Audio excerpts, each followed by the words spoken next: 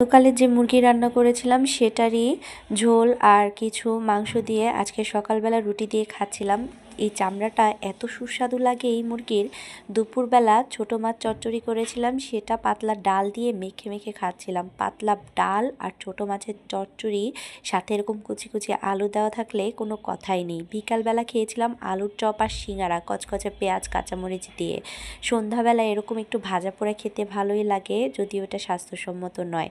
সন্ধ্যাবেলায় সিঙ্গারা আর আলুর চপ মজা করে খেয়ে রাতের বেলা খেয়েছিলাম একটা বরবটির তরকারি, যেটা সম্ভবত চিংড়ি মাছ দিয়ে রান্না করেছিলাম। চিংড়ি মাছটা আমার পাতে পড়েনি। যাই হোক, বরবটির তরকারি দিয়ে খেয়ে পাতলা পেঁপের ঝোল করেছিলাম শিং মাছ দিয়ে, সেটা খেয়েছিলাম। এরকম পাতলা পেঁপের ঝোল শিং মাছ দিয়ে কিন্তু খুব ভালো লাগে।